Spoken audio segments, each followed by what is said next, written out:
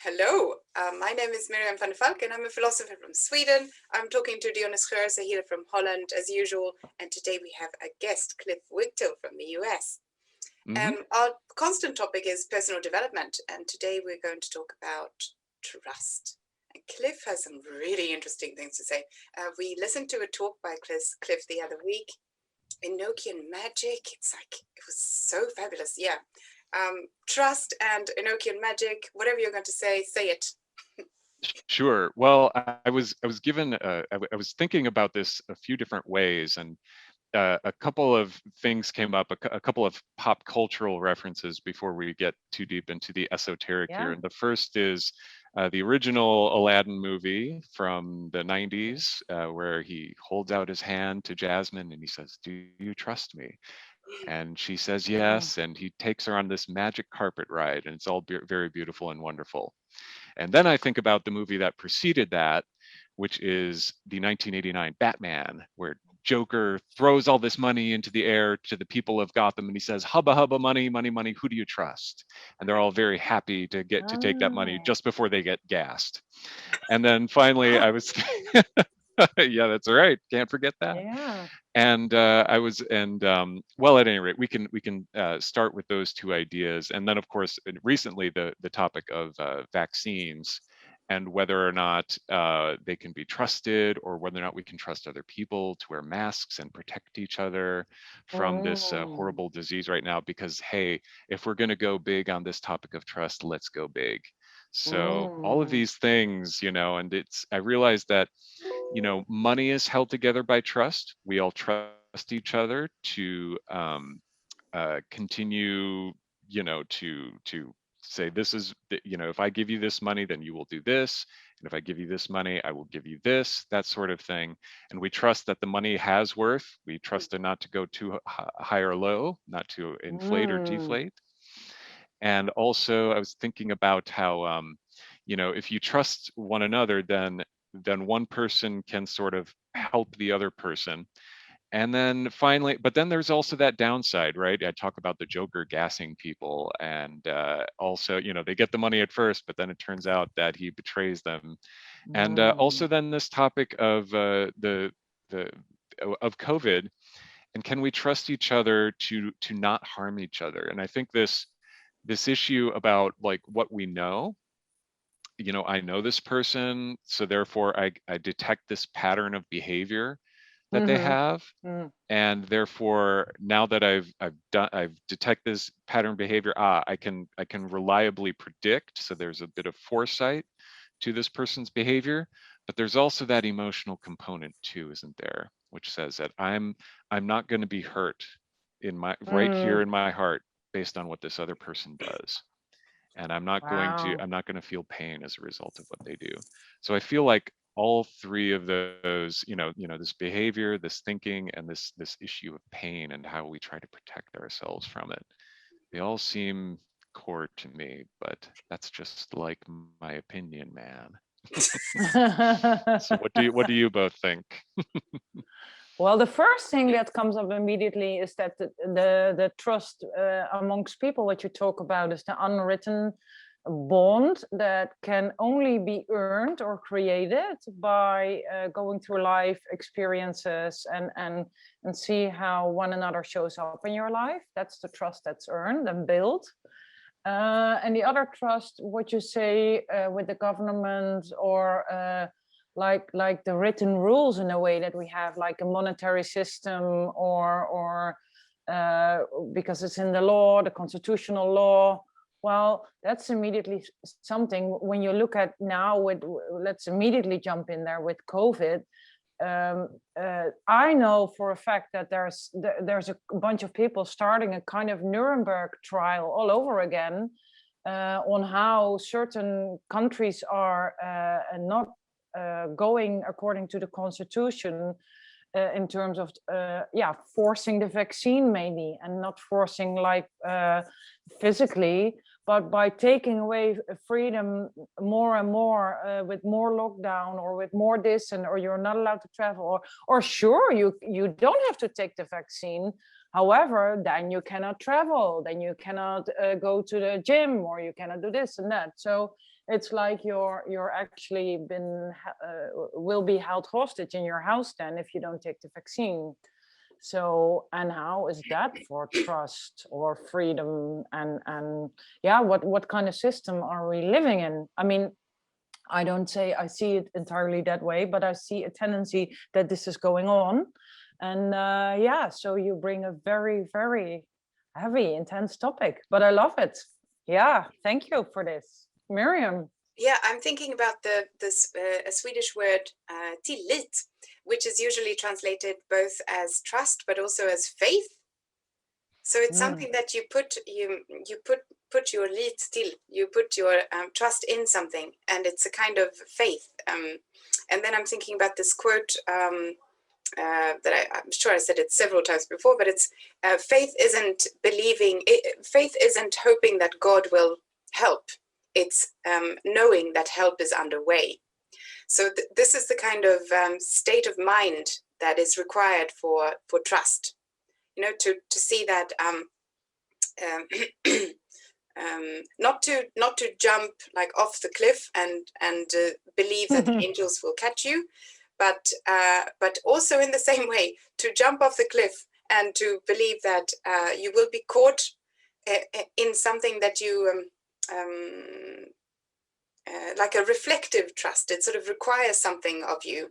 It's not the idiot who just runs out in the street, but it's something with reflection, and it's something with the trust is not not just sort of in yourself and your own abilities, but it's something that is outside of you.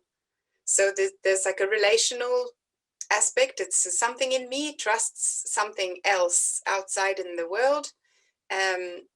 And there's something, yeah, so these, yeah, I don't know really where I'm going, but these are sort of the things that are happening in my head. Yeah, and it speaks to, do you consider the universe to be benevolent to some degree, or to maybe just a very marginal level of benevolence? And I think that must be right for us to have multiplied out to almost 8 billion people now, and had a history lasting, a decent amount of time. Okay, that maybe something's going right for us. But yeah, that's kind of the real question. And Can I jump yeah, in just the quickly? trust. Sure. Yeah, because that's the you know that Einstein quote, God doesn't play dice. You know how it ends with that question. The whole quote ends with that question. There is only one question, he says. Is the universe a friendly place? Is the universe a friendly place? And I know my answer, I really know my answer. Yeah. Yes. Oh, that's beautiful. Yes. Yeah, and that's the sort of thing. And so coming at questions about Dyonne, what you raised about COVID. I mean, these are not entirely easy. And I think, at that, you spoke of it at the macro level, and getting down to like the micro level. I think what a lot of people are going to wind up grappling with over the years is realizing their level of responsibility, and a lot of times failed responsibility, that they've had to each other. I went to a bar in the middle, or I went on spring break, as we have in the US here, and I congregated with a bunch of people in a very risky manner. And it didn't just affect me, but now I have become the vector by which maybe my grandmother died, or maybe my husband or wife or even child in certain cases died. It's all very, very sad and scary to think about. And it's difficult too, because getting a little, sneaking into that Enochian level, we as human beings, with the concept of Christianity, the question is like, how do we rectify our tendency to make errors, which is sort of this concept of sin. But I think originally it was translated as an error or mistake. And how do we rectify that? And I think one of the first things that we have to do is, setting aside all the things that we do to try to make a situation right, is to allow ourselves to feel the pain of that. And because if we're trying to just avoid pain, then we can create all these mindsets, right, that either free us from responsibility, or free us from having to do the right thing in the moment, or even needing to think about something in a rational way, and because emotionally it's easier to do that. So we can start thinking in a Yeah. different way because our emotions take us this way instead of the way that the facts actually lead us. Yeah. And it's tough, and that's why these issues that become threatening to us and cause us pain suddenly become big incendiary topics, very fiery topics that put people into the streets and cause a lot of conflict. Mm. Yeah. Yeah. Oh, yes, yes, yes. I have some very interesting thoughts about this. So last year, when it all started, sometime in April, I recorded with my two American philosopher friends an episode about facts and factfulness and what we need to know. What do we need to know, like the fact and its relation to truth? So so this is one aspect that it's so interesting, because right now, and this might come as a surprise, but in Sweden we have not had a lockdown at all, and we still don't have a mask mandate, not even a recommendation. There's a recommendation to wear a mask on when you go to like the doctor's office. They have a sign on the door, but it's not a governmental thing. So the thing is, and the bars and restaurants are open until 8:30 at night. And I went the other day with a friend, and it was full. And maybe it's important to add, Miriam, that your figures are normal like other years, and that yes, they're not different. So yeah, maybe, not higher deadliness. And Yeah. but my issue here is I don't need to like tell the whole story, but I'm asking the facts and the truth. And right now it's like we are told what the facts are, and then from there we have our ethical understanding of what I need to do, and then I mean, ethics is my darling at the moment. Philosophically speaking, it's sort of what's been taking up the last couple of years for me, like how to behave, what is the right thing to do, yeah, and it's all obviously connected to what it means to be a person, and like all the parts of the self. Yeah, I'm losing the trail a little bit, but it has to. The important parts here, I feel, is it's the ethical part, how to behave, but also the facts that guide our ethics, because it's odd that it's not the same all over the world. How can the facts be different in Sweden? Yeah. Yeah. How can it be less? How can it? I mean, why don't? Do you see what I'm saying? Like, how? Sure. What's going on? Sure. What's different? What's what's different? different? Why is there a difference? And this is well, go ahead, Dyonne. Yeah, I just want to add and then give the word to you. Because the funny thing is that in the Netherlands, at first we had a mild lockdown, and then it was quite open, and then a mild lockdown, and then open and more open, and then we could go to the gym again and terrace, and then and all of a sudden around Christmas in January there was a strong lockdown, and now, well, people are so fed up. But the funny thing is, and then I'm really curious what your thoughts are on this, because Mira and I are talking about this an entire year already, the difference and the similarities between Sweden and the Netherlands. And then she keeps saying, yeah, I'm going to go to the bar tonight. And I'm like, like, woo. I've been to the gym all the time. Yeah, and to the gym and Several everything. times a week. But the point I want to make is, so even your country having good figures in terms of normal death rates, and then still people write in newspapers about Sweden. Well, Sweden is irresponsible. So like people want to do one up on the facts about Sweden, and then I'm like, where is your grandiosity taking you then, if you talk about it like that? How do you form this ethics? Like where? Yeah. And well, how arrogant to claim to know the facts. Well, yeah, but yeah, so yeah, that's the sentiment. So what are your thoughts, Cliff? Well, my thoughts are it's always easier to be confident than to be ethical, isn't it? And to be confident in one's own ethics, right?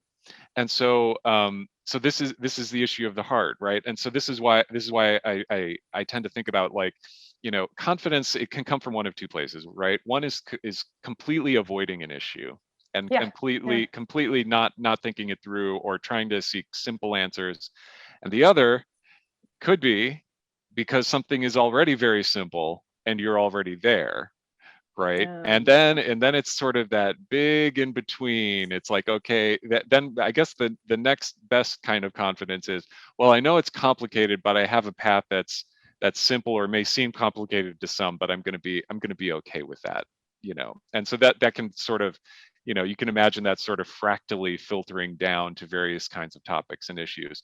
And the simplest answer is, I don't know why things are different. As much as I would like to be, claim to be an expert on this, I'm not an epidemiologist. I don't even play one on TV.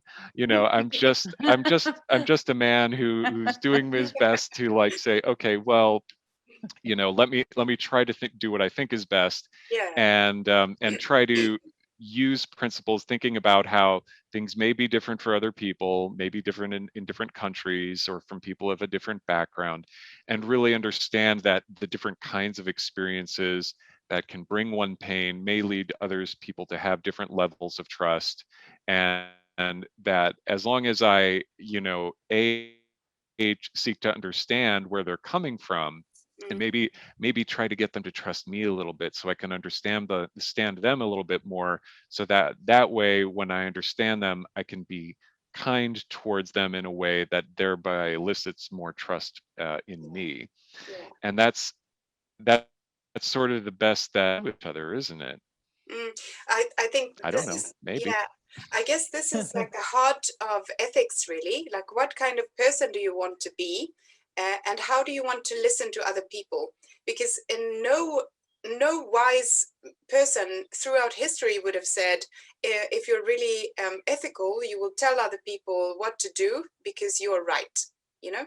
So no one will ever say that. No one has ever said that and gone down in history as a wise person. So what you were saying just now with listening to the other person's standpoint and trying to understand why they say what they do, I think this is at the heart of having this faith in each other and in, like, our exchange, and this is at the heart of trust. And it doesn't mean just because we're having these conversations. I mean, I think this is so important, that to dare to have these conversations about um, our points of view, and to see, this is the kind of person I want to be, this is what I think is correct behavior, this is how I believe I will help uh, the world forward, you know this is what I believe. And also to say, I'm wondering about this one difference, between the different regulations we have in our countries.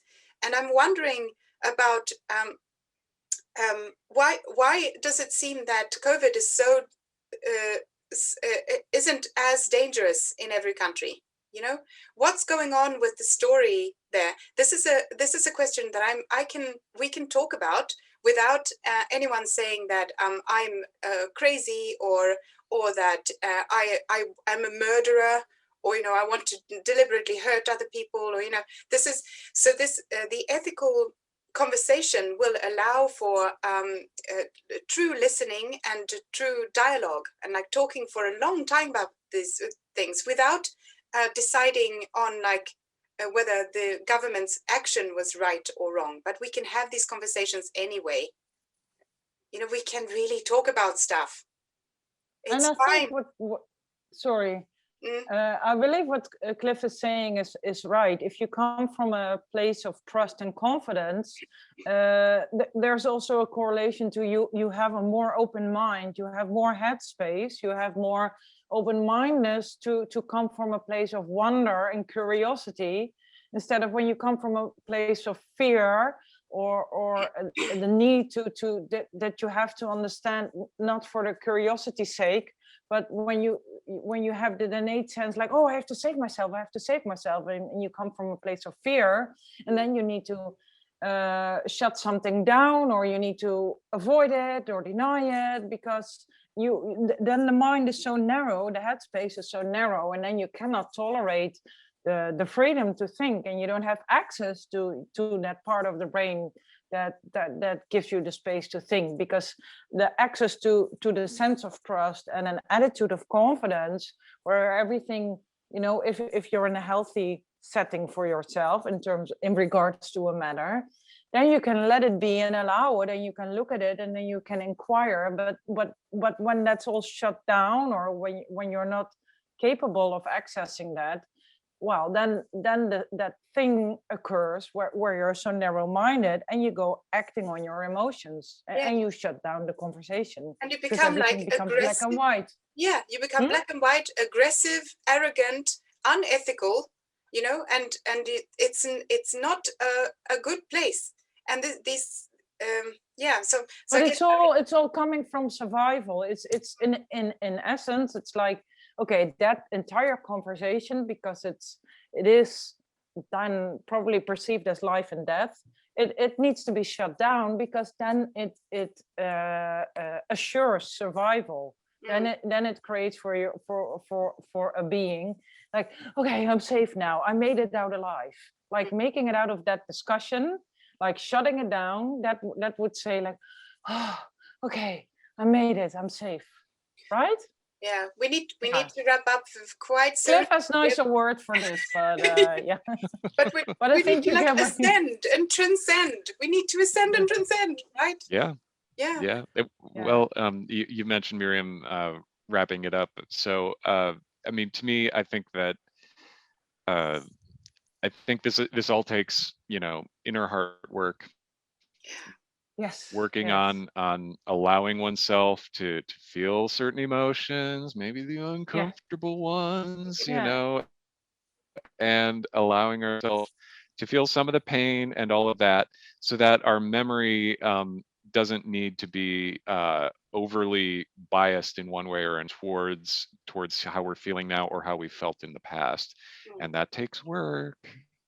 Yes, and to underline what you're saying, my partner came home recently, and he said something about what doesn't get transformed, get transferred. So indeed, and that means, like, in a way, like if there's certain pain, like if your fear comes from previous experiences or childhood trauma or ancestral things, or whatever it is that makes you come from that place of fear or fright or whatever, or unconscious survival thing that occurs for yourself. So, and what you say, if you don't address that, if you don't look it in the eye, if you don't face it, if you don't process it, if you don't transform it, you transfer it, and that's what happens. And we can consider, we feel these uncomfortable feelings, like you said, Cliff, and then we consider what kind of person do I want to be in relation to myself and other people and the universe and the world, and like to dare to just imagine, what is my ethics? What is my ethics? How can I really be of service? How can I be of service? I don't know. Yeah, Cliff, do you have one wrapping up sentence? One last wise words, please. Oh, no pressure at all. You can do it. She never does. In the end, the pain doesn't go away, but it's okay. Wonderful. That's great. I love that. Yeah.